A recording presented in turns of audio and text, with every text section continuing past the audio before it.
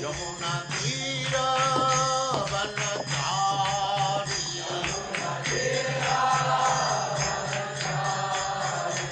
जय राधा माधव कुंज बिहारी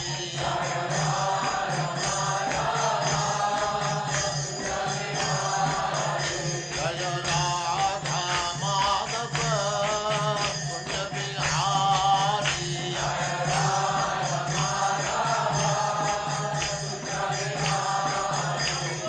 गोपी जन वल्लभ गिरिवरधारी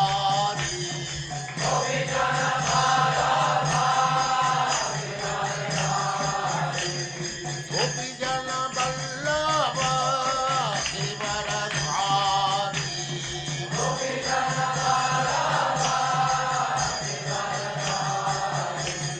यशोदनंदन व्रज जन रंजन यशोदनंदन व्रज जन रंजन यमुना तीर वनचारी जय राधा माधव कुंज बिहारी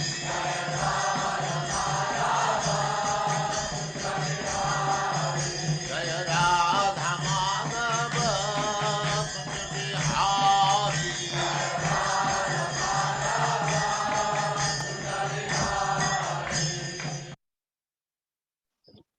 ओम नमो भगवते वासुदेवाय। ओम नमो भगवते वासुदेवाय।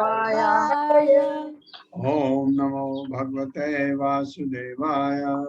ओम नमो भगवते वासुदेवाय।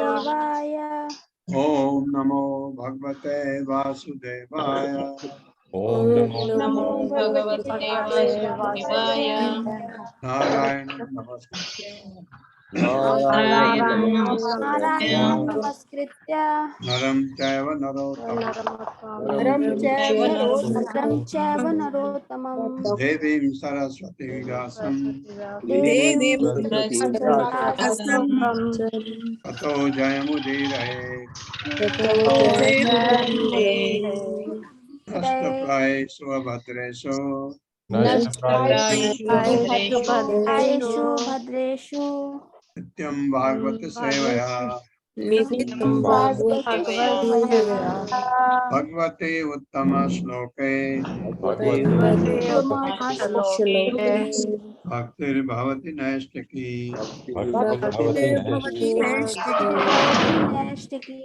हरे कृष्णा माता जी 10वां श्लोक है ना। जी प्रभु जी। प्रणाम। हरे कृष्णा प्रभु जी। पुरुषो अंडम विनिर्विद्य यदा सौ स विनिर्गतः आत्मनो अयनम अन्विच्छन् अपो अस्त्राक्षि शुचि शुचि।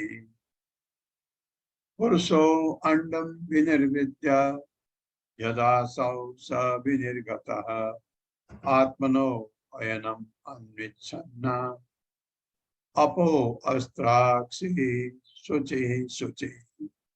मेरे साथ पढ़िए। पुरुषो अंड विनिर्विद्य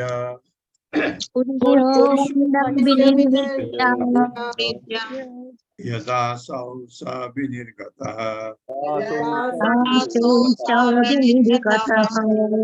आत्मनो अयनम अन्विच्छन्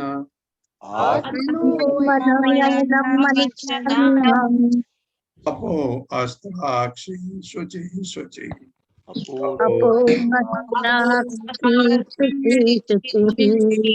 शब्दार्थ है पुरुष परम पुरुष परमात्मा अंडम ब्रह्मांड को विनिर्विद्य प्रत्येक को अलग अलग स्थापित करके यदा जब असौ वही सह वह भगवान विनिर्गतः बाहर निकल आया आत्मना अपना अयनम स्थान पर पड़े हुए अन्विच्छन चाहते हुए अपह जल अस्त्राक्षी उत्पन्न किया शुचि परम पवित्र, शुचि, दिव्य, विभिन्न ब्रह्मांड को पृथक करके विराट स्वरूप भगवान महाविष्णु जो प्रथम पुरुष अवतार के प्रकट होने के स्थान कारणाराव से बाहर आए थे, सृजित दिव्य जल गर्भोदक में शयन करने की इच्छा से उन विभिन्न ब्रह्मांडों में प्रविष्ट हुए। मेरे साथ पढ़िए, विभिन्न ब्रह्मांडों को विभिन्न ब्रह्मांडों को पृथक करके विराट स्वरूप भगवान महाविष्णु भगवान महाविष्णु जो प्रथम पुरुष अवतार के प्रकट होने के स्थान प्रथम पुरुष अवतार प्रकट होने के स्थान कारणारव से बाहर आए थे, सृजित दिव्य जल गर्भोदक में शयन करने की इच्छा से उन विभिन्न ब्रह्मांड में प्रविष्ट हुए।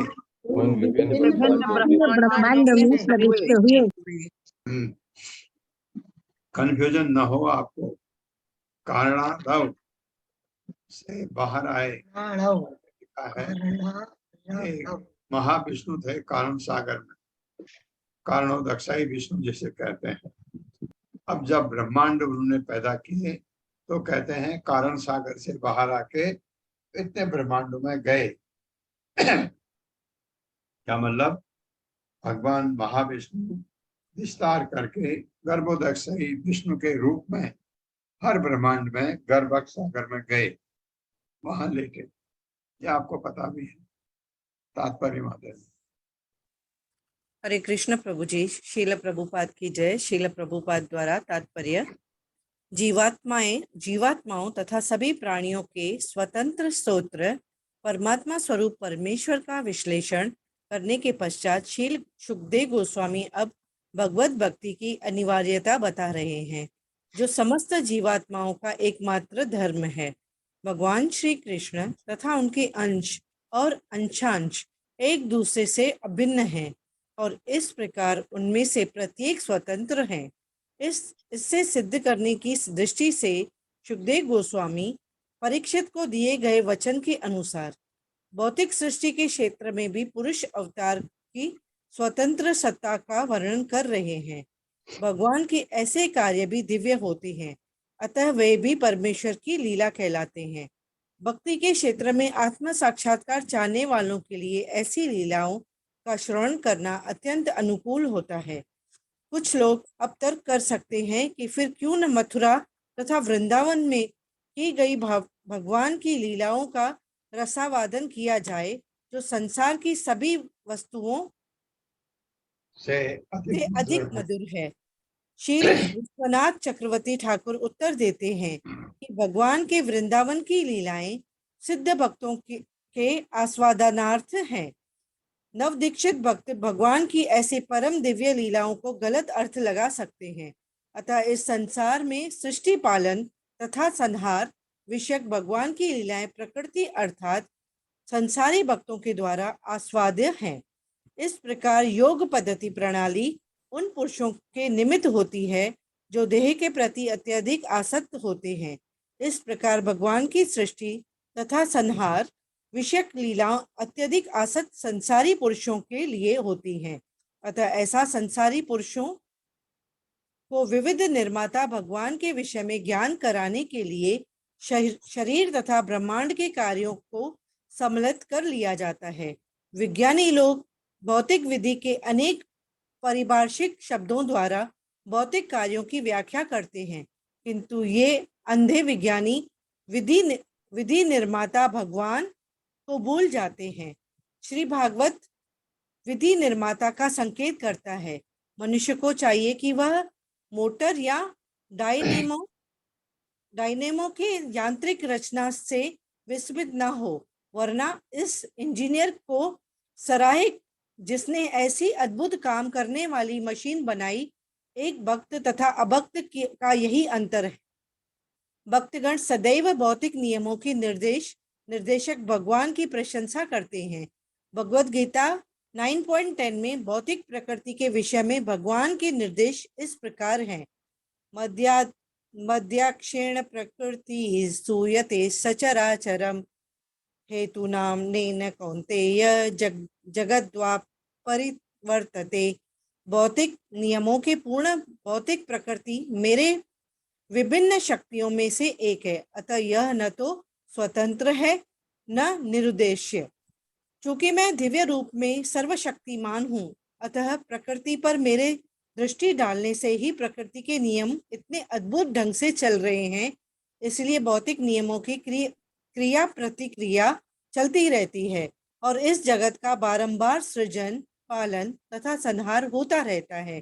किंतु जो अल्पज्ञानी है वे मनुष्य शरीर की रचना तथा इस ब्रह्मांड के भीतर भौतिक नियमों का अध्ययन करके अचंभित होते हैं और मूर्खतावश ईश्वर के अस्तित्व को यह मानकर नकारते हैं कि भौतिक नियम स्वतंत्र हैं और इन पर कोई पारभौतिक नियंत्रण नहीं है।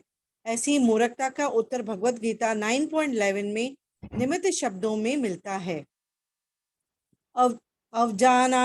अवजानान्ति मां मूढ़ा मानुषे तनुमार्षितं परम भाव जनानन्तो माम भूतम महेश्वरम।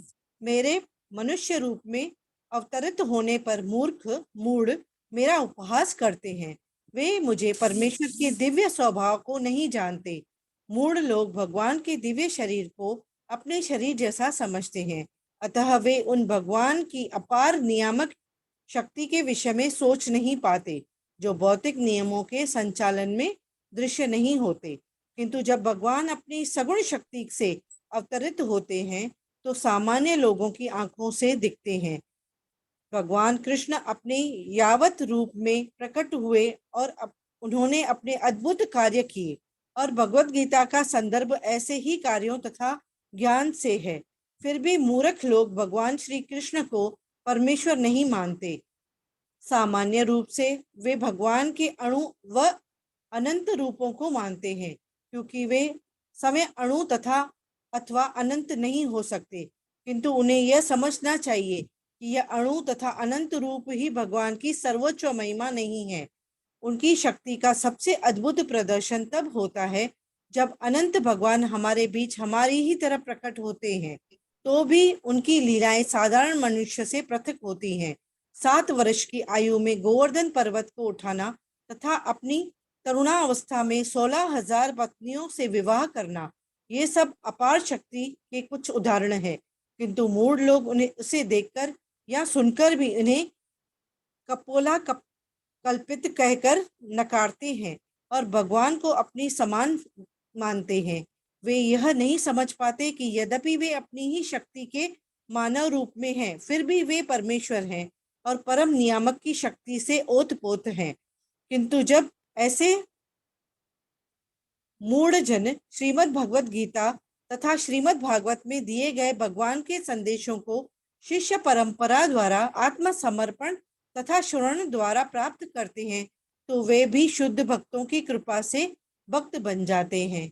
इसलिए ऐसे ही अल्प ज्ञानियों के हित के लिए भगवान की संसारी लीलाओं को भगवत गीता या श्रीमद् भागवत के चित्रित किया गया है। हरे कृष्ण प्रभु जी। हरे कृष्ण। क्या कहा गया इसमें? पहले तो क्या आया कि ऐसा क्यों, ये जो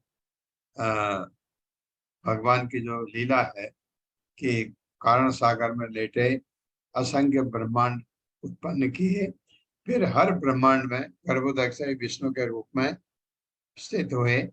वहां से फिर आपको पता है, वहां से फिर ब्रह्मा जी को पैदा किया, ब्रह्मा जी को बुद्धि दी, सृष्टि करवाई। तो प्रभुपाद ये प्रश्न पूछते हैं, लोग ये कहेंगे कि ये इससे अच्छा तो वृंदावन की लीला क्यों न बताई जाए। तो चक्रवर्ती ठाकुर, विश्वनाथ चक्रवर्ती ठाकुर का उन्होंने उनको कोट किया कि विश्वनाथ चक्रवर्ती ठाकुर ने कहा कि साधारण जन हम जैसे लोग जिनको भगवत भक्ति के, भगवान की भक्ति के बारे में ज्यादा पता नहीं है, उनको ऐसी लीलाएं ज्यादा समझ आती। भगवान कारण सागर में लेटे थे, सांस छोड़ी, ब्रह्मांड पैदा हुए, फिर हर ब्रह्मांड में गर्भोदक से ही विष्णु के रूप में गए। ये चीजें ज्यादा उनको समझ आती, क्योंकि जब आप वृंदावन की लीला की बात करते हैं, ये भगवान की वो लीलाएं बड़ी दिव्य हैं और खाली भगवान का भक्त ही उनको समझ सकता है, जन साधारण नहीं समझ सकता है। इसलिए ये लीलाएं सुनाना उससे पहले जरूरी। वृंदावन की लीलाओं का आएगा बाद में, 10वें स्कंद में आता है, भगवान की रास लीला के बारे में आता है, और भी उसमें बहुत सारी चीजें हैं। 10वां स्कंद बहुत बड़ा है, मैंने आपको बताया था, 90 अध्याय है उसमें, सबसे बड़ा है वो।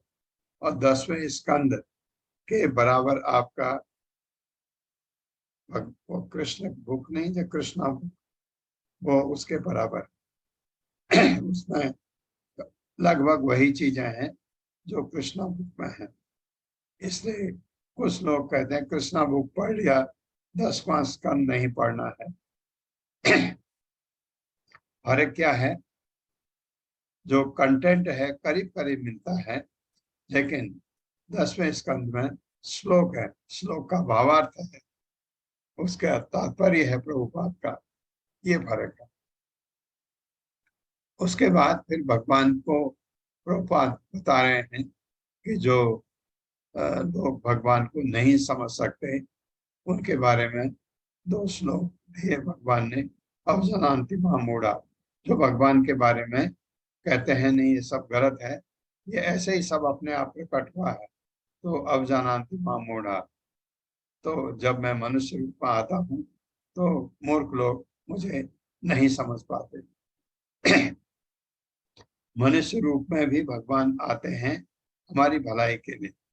भगवान अवतरित होते हैं अपने भक्तों के लिए, अभक्तों का नाश करते हैं और भक्तों का कल्याण करते हैं, और धर्म की पुनः स्थापना करते हैं जब आते हैं। तो ये बातें बताई गई।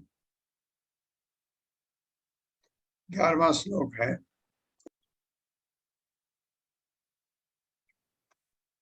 तास्व अवात्सीत स्वसृष्टासु सहस्रम परिवत्सरा तेन नारायणो नाम यदापः पुरुषोद्भवा। तास्व अवात्सीत, स्व, इसको तासु अवात्सीत भी पढ़ सकते हैं। तासु अ मिलेगा तो तासु हो जाता है।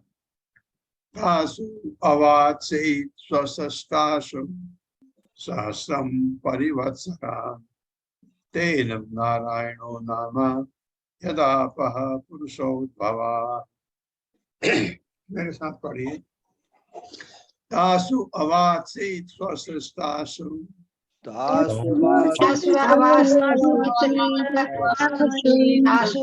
सहस्रम परिवत्सरान्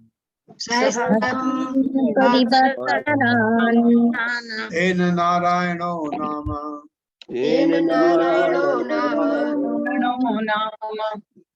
यदापः पुरुषोद्भवा।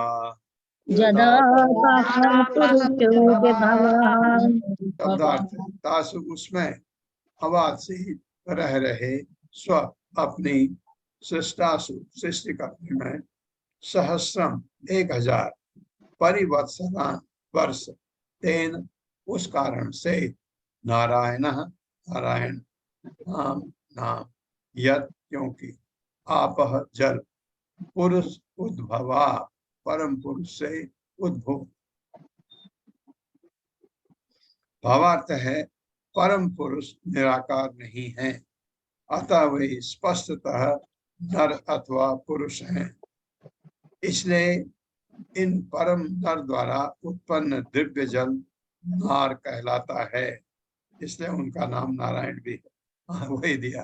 क्योंकि वे इसी जल में शयन करते हैं, इसलिए नारायण कहलाते हैं। मेरे साथ ये परम पुरुष निराकार नहीं है, परम पुरुष परम पुरुष निराकार नहीं है। अतः वे स्पष्टतः नर अथवा पुरुष है। अतः वे अतः नर अथवा पुरुष है। इसलिए इन परम नर द्वारा इसलिए परम नर द्वारा उत्पन्न जल दिव्य जल जल दिव्य जल नार कहलाता है, कहलाता है। क्योंकि वे इसी जल में शयन करते हैं, उनके वे इसी जल में शयन करते हैं। इसलिए नारायण कहलाते हैं। नारायण कहलाते हैं। दिव्यम जलम च कालश्च स्वभावो जीव एव च यद अनुग्रहतः सन्ति न सन्ति यदुपेक्षया। दिव्यम कर्म च कालश्च स्वभावो जीव एव च यद अनुग्रहतः सन्ति न सन्ति यदुपेक्षया।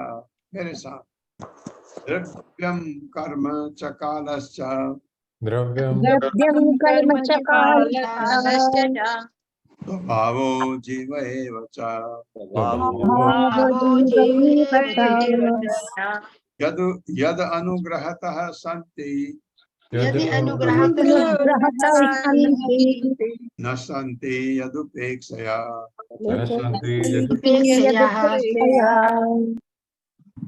शब्दार्थ है द्रव्यम भौतिक तत्व, कर्म कर्म च तथा कालः समय च भी स्वभाव जीवः जीवात्माएं एवं निश्चय ही च भी यद जिसके अनुग्रहतः अनुग्रह से संति हैं स्थित हैं ना नहीं संति स्थित हैं यद उपेक्षया उपेक्षा से।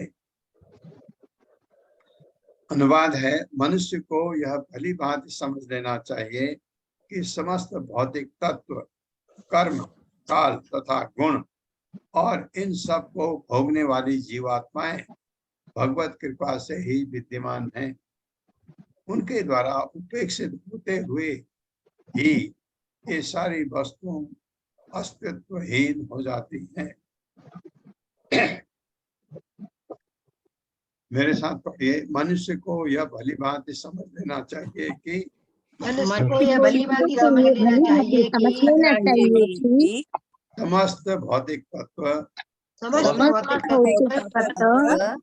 कर्म, काल तथा गुण गुण और इन सब को भोगने वाली जीवात्माएं भगवत कृपा से ही विद्यमान हैं। उनके द्वारा उपेक्षित होते हुए ही ये सारी वस्तुओं अस्तित्वहीन हो जाती हैं। तात्पर्य माता। हरे कृष्ण। त्रिमोदक माता जी। हरे कृष्ण। तात्पर्य श्रील प्रभुपाद की जय। श्रील प्रभुपाद के द्वारा जीवात्मा प्रकृति पर अपना प्रभुत्व जताना चाहती है, अतः वे ही भौतिक तत्व, काल, गुण आदि के भोक्ता है। भगवान परम भोक्ता है और जीवात्मा उन्हें उनके भोग में सहायक करने और इस प्रकार हर एक के दिव्य भोग में सम्मिलित होने के लिए है। भोग में भोक्ता तथा भोग दोनों भाग लेते हैं, किंतु माया के वशीभूत होकर जीवात्मा भगवान के समान स्वयं भोक्ता बनना चाहते हैं, यद्यपि वे इसके निमित्त है ही नहीं। श्रीमद् भगवत गीता में जीवों अर्थात जीवात्माओं को भगवान की परा प्रकृति कहा गया है और विष्णु पुराण में भी ऐसा ही उल्लेख है। अतः जीवात्मा कभी पुरुष या वास्तविक भोक्ता नहीं होते। अतः इस भौतिक संसार में जीवात्मा की सुखभोग की इच्छा झूठी है।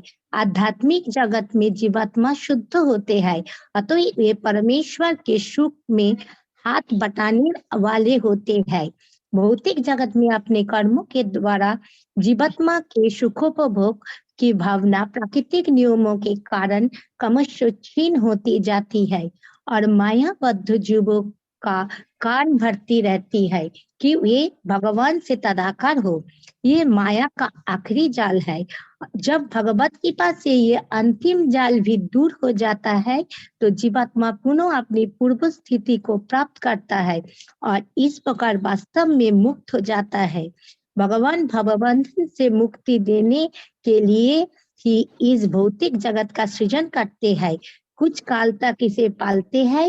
उनकी गणना के अनुसार 1000 वर्षों तक, जैसा कि पिछले श्लोक में आया है, और तब अपनी ही इच्छानुसार उसे विनष्ट कर देते हैं।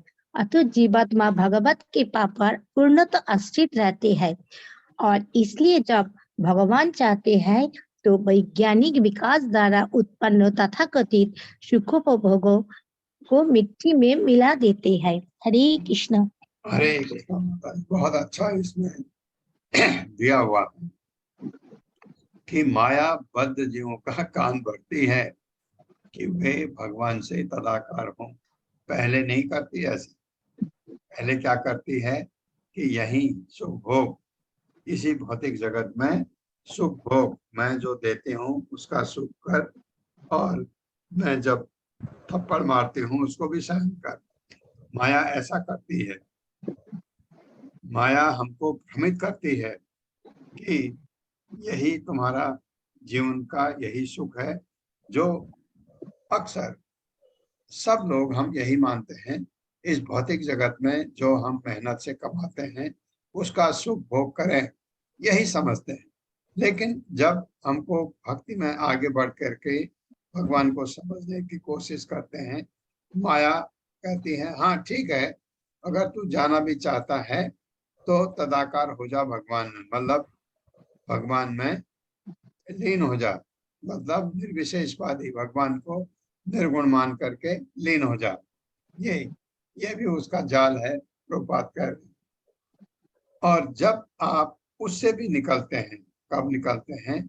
जब आपको कोई गुरु मिल जाता है, गुरु बताता है कि नहीं ये रास्ता छोड़ो, रास्ता है भगवान की भक्ति करो, आप माला जपो। ये हमने चतुश्लोकी में पढ़ा था, आपको पता है क्या क्या किस तरीके से भगवत प्राप्ति हम कर सकते हैं। लक्ष्य हमारा भगवान है, क्या संबंध हमारा भगवान से है, उसके लिए किसकी हमको स्तुति करनी चाहिए, उसको उसकी स्तुति बताई गई, और आचार्य कौन है वो बताए गए। और आप ये करके आपका संबंध भगवान से बने। क्या बने? आप भगवान के दास हैं, भगवान के आप पुत्र हैं, भगवान के आप माँ बाप हैं, भगवान के आप मित्र हैं, भगवान के आप सखा हैं, भगवान के आप प्रियतम हैं। ये सब रूप में आप कर सकते हैं संबंध। फिर क्या आया था? फिर आया था अभिधेय। यह तरीका क्या है? तरीका भी बताया गया। उसके आपको आचार्य भी बताए गए जिन्होंने ग्रंथ लिखे, और वो डेटी कौन है जिनकी पूजा करनी है कि हमारे प्रोसेस सक्सेसफुल रहे, वो भी बताए गए। उसके बाद फिर भगवान का लक्ष्य प्राप्त करने के लिए कौन आचार्य है, कौन डेटी है, और तरीका कैसे हम उनको करेंगे, और उसको शॉर्ट करके हमको बताया गया। चैतन्य महाप्रभु ने कलयुग में हरि नाम जपो। तो हमारा लक्ष्य क्या है? भगवत प्राप्ति। तरीका क्या है? हरे कृष्ण कृष्ण कृष्ण हरे हरे, हरे राम राम राम हरे, हरि नाम जपना तरीका। ये नाम जपो, और नवधा भक्ति इसका पालन करो। उसमें किसी एक सोपान को लो या सभी को, तुम्हारी मर्जी है। एक लो, 2 लो, 3 लो, या सारे लो, या एक ही लो, या आपकी मर्जी। उससे सिद्धि प्राप्त हो सकती है, भगवत प्राप्ति आप कर सकते हैं। और गुरु की कृपा, गुरु जरूरी है, ये बताया गया। तो ये हो गया, तो आपके उनकी जरूरत नहीं होती है। जब आप भगवत भक्ति में आगे बढ़ जाते हैं, और जो नई तरीका जो बताया चैतन्य महाप्रभु ने, उसमें आप प्रकृति के 3 गुणों से ऊपर उठ गए तो आपको सब समझ आ जाता है कि कहाँ भगवान है। आपका आत्म साक्षात्कार हो जाता है, स्वरूप सिद्धि होती है, गुरु की कृपा से आप भगवत धाम चले जाते हैं। तो ये चीजें आपको समझ आती। 13वां श्लोक है, एको एको नाना त्वम अन्विच्छन्न योग तल्पात् समुत्थितः वीर्यं हिरण्यमयं देवो माया विसृजत्तथा। एको नाना त्वम अन्विच्छन् योग तल्पात् समुत्थितः वीर्यं हिरण्यमयं देवो माया विसृजत्तथा। मेरे साथ पढ़िए, एको नाना त्वत् अन्विच्छन् एको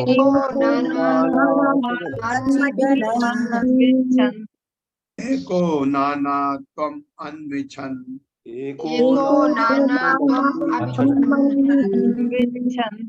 योग तल्पात् समुत्थितः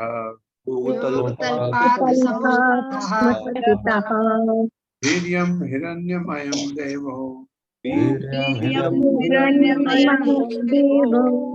माया विसृजत्तथा।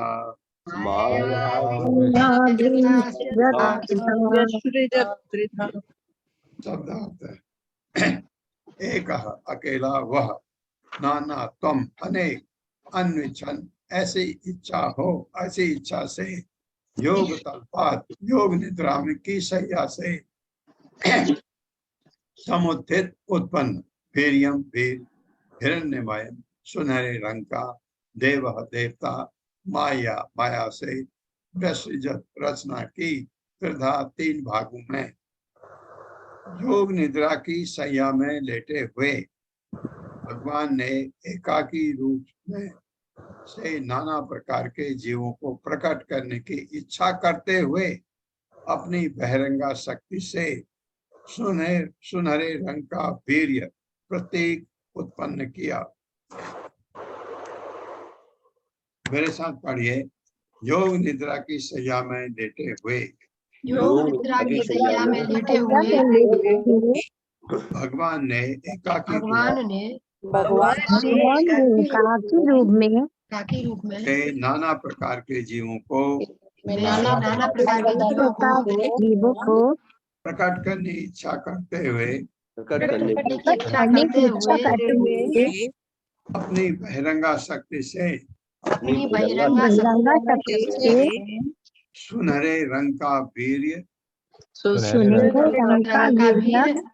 प्रतीक उत्पन्न किया। तात्पर्य, हरे कृष्ण रीटा माता जी। हरे कृष्णा माता जी, हरे कृष्णा प्रभु जी। शिला प्रभुपाद की जय। तात्पर्य शिला प्रभुपाद जी के द्वारा। भगवद गीता 9.7 से 8 में भौतिक जगत की सृष्टि तथा संहार का वर्णन हुआ है। इस प्रकार से हुआ है, सर्वभूतानि कौन्तेय प्रकृतिम यान्ति मामिकाम कल्पक्षे पुनस्तानि कल्पादौ विसृजाम्यहम् प्रकृतिम स्वामवष्टभ्य विसृजामि पुनः पुनः भूतग्रामीम इमं कृत्स्नम् वशं प्रकृतेर्वशात्। हे कुंती पुत्र, कल्प के अंत होने पर सृजनात्मक शक्तियां अर्थात भौतिक प्रकृति एवं भौतिक प्रकृति में संघर्षरत सारे जीव मेरी दिव्य प्रकृति में लीन हो जाते हैं और फिर से उन्हें प्रकट करने की मेरी इच्छा करने पर मैं उन्हें अपनी शक्ति से पुनः उत्पन्न करता हूँ। संपूर्ण दृश्य जगत मेरे अधीन कार्य करता है। यह मेरी इच्छा से बारंबार स्वतः प्रकट होता रहता है और मेरी ही इच्छा से अंत में विनष्ट हो जाता है। इस प्रकार ब्रह्मांड की सृष्टि के पूर्व भगवान अपनी पूर्ण शक्ति अर्थात महासमष्टि के रूप में विद्यमान रहते हैं और अपने को अनेक करने की इच्छा से वह अपने को बहुमुखी पूर्ण शक्ति अर्थात समष्टि में विस्तारित करते हैं। फिर वे इससे विष्टि रूप में आध्यात्मिक, अधिदैविक तथा अधिभौतिक आयामों में विस्तार करते हैं। इस प्रकार संपूर्ण सृष्टि तथा सृजन शक्तियां अभिन्न होते हुए भी भिन्न भिन्न होती हैं।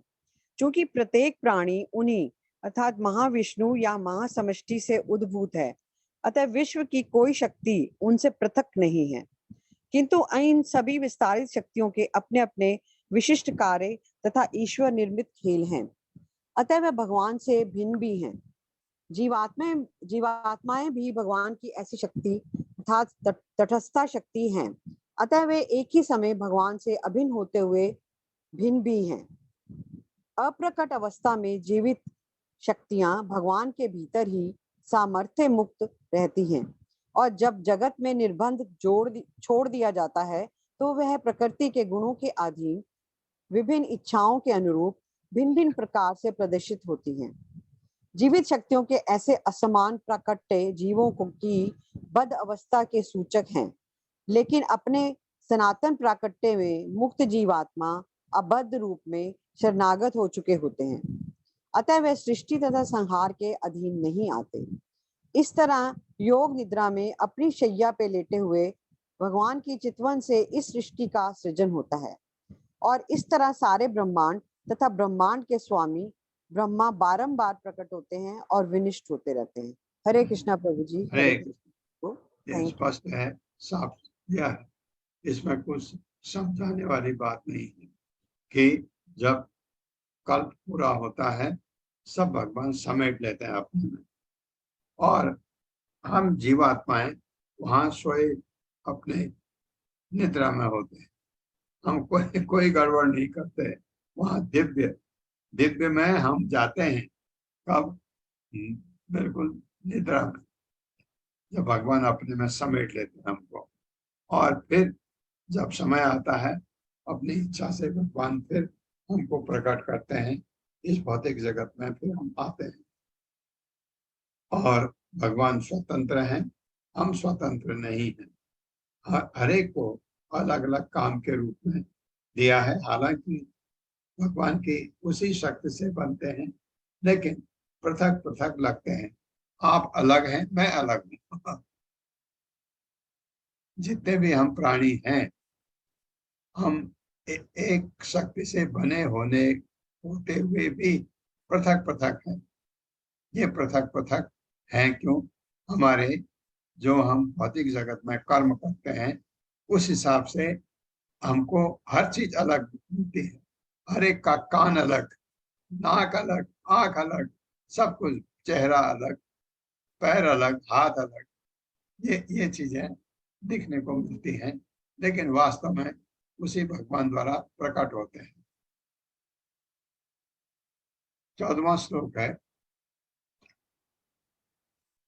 अधिदैवम् अध्यात्मम् अधिभूतम् इति प्रभु अथैकं पौरुषं वीर्यं त्रिधा विद्यते तस्मै। अधिदैवम् अध्यात्मम् अधिभूतम् इति प्रभु अथ एकं पौरुषं वीर्यं त्रिधा विद्यते तस्मै। मेरे साथ पढ़िए, अधिदैवम् अध्यात्मम्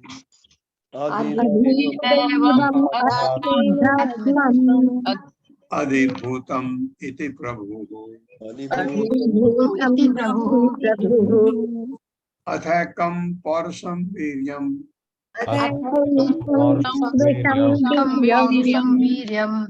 त्रिधा विद्यते तस्मै।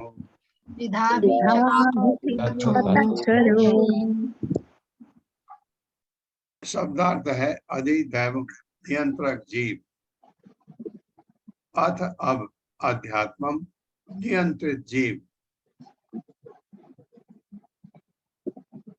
अधिभूतम भौतिक शरीर, इति इस प्रकार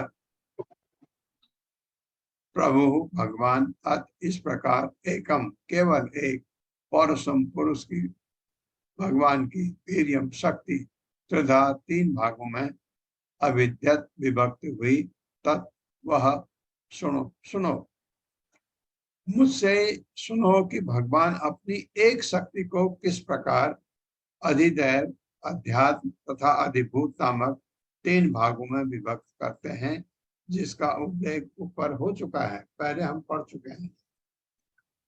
मेरे साथ पढ़िए। मुझसे सुनो कि मुझसे सुनो कि भगवान अपनी एक शक्ति को भगवान अपनी शक्ति को इस प्रकार किस प्रकार अधिदैव, अधिदेव अध्यात्म अध्यात्म तथा अधिभूत अधिभूत नामक तीन भागों में विभक्त करते हैं, भागों में विभक्त करते हैं, इसका उल्लेख ऊपर हो चुका है। जिसका उल्लेख ऊपर हो चुका है। हाँ, अधिदैव हुआ भगवान का कोई दैविक शक्ति, कोई देवता, जिसको उसका वो इंचार्ज बना देते हैं। और अध्यात्म हुआ, आप बोल रहे हैं तो आप, मैं बोल रहा हूं तो मैं। और अधिभूत हुआ, मेरे लिए आप, आपके लिए मैं। अच्छी तरह समझ लीजिए इसको। इसको मैंने आपको अधिदैविक, आध्यात्मिक, अधिभौतिक ऐसे भी बोला, क्योंकि जब हम आपके लिए बोलेंगे, मैं आपके लिए बोलूंगा तो अधिभौतिक, अपने लिए बोलूंगा आध्यात्मिक, और जो दैवी शक्ति है अधिदैविक, ऐसे बोलते हैं। इसका भगवान ने तीनों में विभाजित किया अपनी शक्ति को। 15वां श्लोक है, मेरे साथ पढ़ लिया आपने ये? जी प्रभु जी।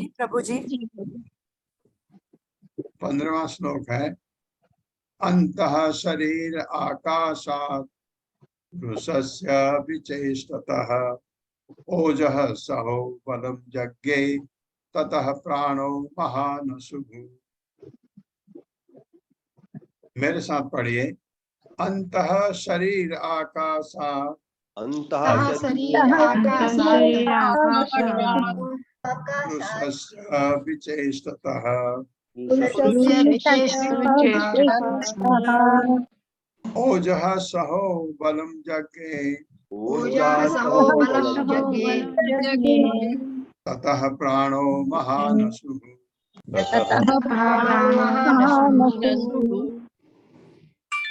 शब्दार्थ है, अंतः शरीरे, शरीर के भीतर, आकाशात, आकाश से, पुरुषस्य, महाविष्णु के, विचेष्टतः, चेष्टा करते हुए, ओजः इंद्रिय बल, सह मानसिक बल, बलम शारीरिक बल, यज्ञ उत्पन्न किया, ततः तत्पश्चात प्राण, प्राण जीवन शक्ति, महान असु प्रत्येक जीवन का उत्सव। महाविष्णु के शरीर, दिव्य शरीर के भीतर स्थित आकाश से इंद्रिय बल, मानसिक बल तथा शारीरिक बल उत्पन्न होते हैं। इसके साथ ही संपूर्ण जीवनी शक्ति प्राण का समग्र उत्स स्रोत उत्पन्न होता है। मेरे साथ पढ़िए। महाविष्णु के दिव्य शरीर के भीतर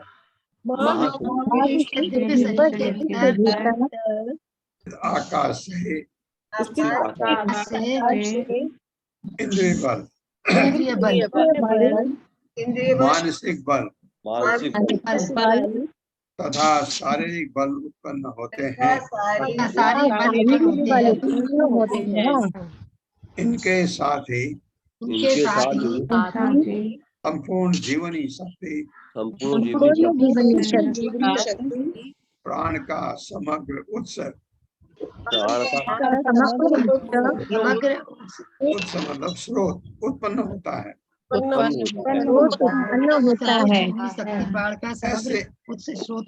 ऐसे चीजें बनती हैं।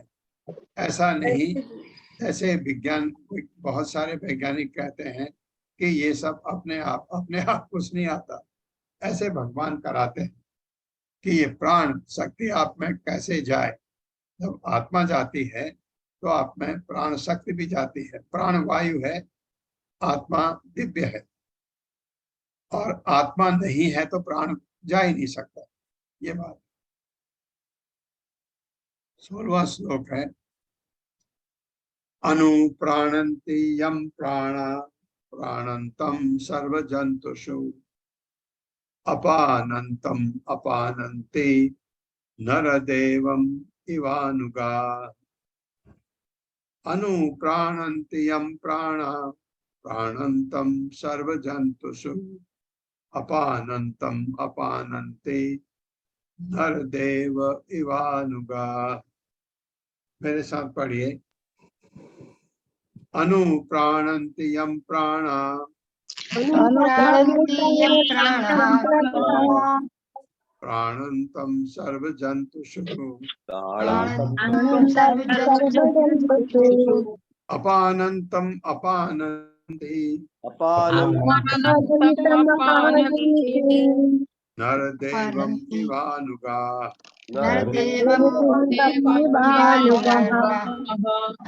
शब्दार्थ है अनुप्राणन्ति, जीवित लक्षणों का अनुसरण करते हैं यम जिसको, प्राणा इंद्रिया, प्राणंतम चेष्टावान, सर्व जंतुषु समस्त जीव में, अपानंतम चेष्टा रोकने पर, अपानंति अन्य सभी रुक जाते हैं, नरदेवम राजा इव सदृश अनुगा अनुयायी। भावार्थ है जिस प्रकार राजा के अनुयायी अपने स्वामी का अनुसरण करते हैं, उसी तरह संपूर्ण शक्ति के गतिशील होने पर अन्य समस्त जीव हिलते डुलते गति करते हैं, और जब संपूर्ण शक्ति निश्चेष हो जाती है तो अन्य समस्त जीवों की इंद्रिय क्रियाशीलता रुक जाती है। मेरे साथ पढ़िए। जिस प्रकार राजा के अनुयायी अपने स्वामी का अनुसरण करते हैं, उसी तरह संपूर्ण शक्ति के गतिशील होने पर अन्य समस्त जीव हिलते डुलते मतलब गति करते हैं।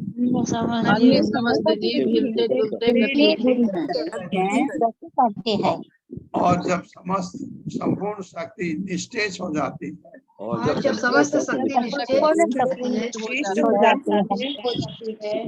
तो अन्य समस्त जीवों की इंद्रिय क्रियाशीलता रुक जाती है। ये क्रियाशीलता हाँ, ये समझ गए आप क्या मतलब है। जब जैसे राजा का अनुसरण करते हैं प्रजा, राजा ने कहा ये करो आप करते हैं, कुछ नहीं कहा आप कुछ नहीं करते। इसी तरह संपूर्ण शक्ति के गतिशील होने पर जब सृष्टि होती है सब गतिशील हो जाता है, जब सृष्टि रुकती है सब भगवान के अंदर चले जाते हैं, क्रियाशीलता रुक जाती है। तात्पर्य। हरे कृष्णा। सुमन कुलर माता जी। हरे कृष्णा प्रभु जी। हरे कृष्णा सबको। तात्पर्य प्रभु जी की जय प्रभुपाद जी के द्वारा विशिष्ट जीवात्मा परम पुरुष की बहुमुखी शक्ति पर पूर्णतः निर्भर रहते हैं, किसी का स्वतंत्र अस्तित्व नहीं रहता। जिस प्रकार किसी भी विद्युत बल्ब में स्वतंत्र तेज नहीं होता, बिजली का प्रत्येक यंत्र बिजली घर पर पूर्ण रूप से निर्भर रहता है। यह बिजली घर बिजली उत्पादन के लिए जलाशय पर निर्भर रहता है, जलाशय बादलों पर, बादल सूर्य पर और सूर्य सृजन पर निर्भर रहता है, और ये सृजन पूर्ण पुरुषोत्तम भगवान की चेष्टा अथवा गति पर निर्भर करता है। इसी प्रकार भगवान समस्त कारणों के कारण स्वरूप है। हरे कृष्णा।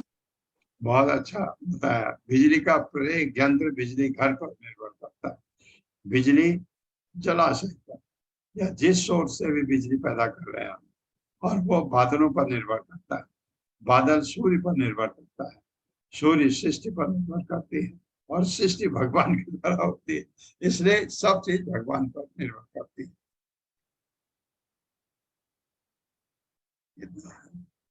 हाँ, 17वां भी कर लेते हैं, हो जाएगा। प्राणेन आप आक्षिपताक्षुत तदंतरा जायते विभो पिपासतो जक्षतश्च प्राणमुखम निरभिद्यत् प्राणेन आपक्षिता आक्षिपताक्षुत तदंतरा जायते विभो पिपासतो जक्षतश्च प्राणमुखम निरभिद्यत्। मेरे साथ पढ़िए। प्राणेन आक्षिपताक्षुत तदंतरा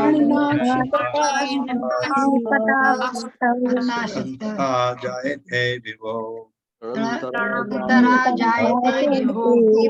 पिपासतो जक्षतश्च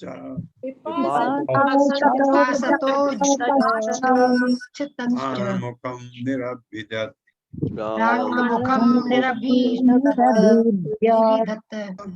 प्राणेन जीवन शक्ति से आक्षिपता विचलित होकर क्षुत भूख तृट प्यास अंतरा भीतर से जायते उत्पन्न करती है विभो परमेश्वर की पिपासतः प्यास बुझाने के इच्छुक जक्षतः खाने के लिए इच्छुक च तथा प्राग पहले मुखम मुंह निर्भिद्यत प्रकट हुआ। विराट पुरुष द्वारा ये जो प्रश्न पूछे थे परीक्षित महाराज ने, उनका उत्तर आ रहा है। विराट पुरुष द्वारा विचलित किए जाने पर जीवन शक्ति प्राण ने भूख तथा प्यास को उत्पन्न किया, और जब विराट पुरुष ने पीने तथा खाने की इच्छा की तो मुंह खुला। ये ऐसे मुंह कैसे बना और हमारी भूख प्यास कैसे बनी, ये विराट पुरुष, मेरे साथ पढ़िए। विराट पुरुष द्वारा विचलित किए जाने पर जीवन शक्ति यानी प्राण ने भूख तथा प्यास को उत्पन्न किया, और जब विराट पुरुष ने पीने तथा खाने की इच्छा की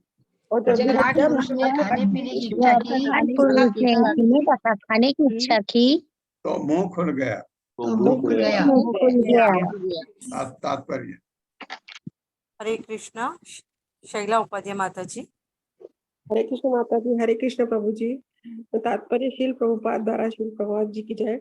जिस प्रक्रिया से माता के गर्भ में सारे जीवों के अंगों तथा ऐन्द्रिक अनुभूतियों का विकास होता है, उसी प्रकार समस्त जीवों से समष्टि रूप विराट पुरुष का भी विकास होता है, प्रतीत होता है। अतः समस्त सृजन कार्य का परम कारण निगुण या निश्चय नहीं है। श्री भगवान में समस्त प्रकार की कर्मेंद्रिय तथा ज्ञानेन्द्रिय की अनुभूतियां रहती है, और इस प्रकार वे प्रत्येक व्यक्ति में घटित होती है। यह इच्छा या चेष्टा परम सत्य अर्थात परम पुरुष का स्वभाव है। चूंकि वे समस्त मुखों की समष्टि है, अतः अलग अलग जीवात्माओं में मुख होता है। अन्य समस्त इंद्रियों तथा इंद्रियों के अंग के विषय में भी ऐसा ही होता है। यहाँ पर समस्त इंद्रियों का प्रतीक स्वरूप है, और क्योंकि दूसरों पर भी यही नियम लागू होते हैं। हरे कृष्ण प्रभु जी। हरे कृष्ण।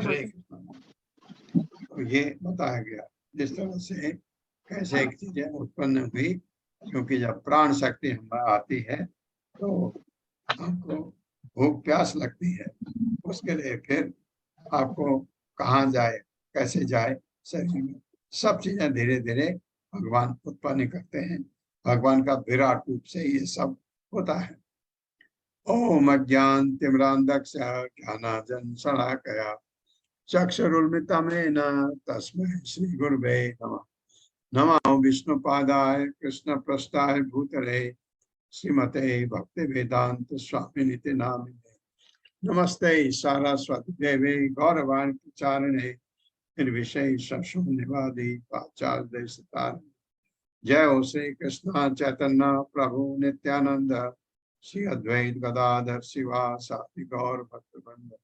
हरे कृष्णा कृष्ण कृष्ण हरे हरे, हरे राम राम राम हरे हरे। हरे कृष्णा। अरुण देवी दासी माता।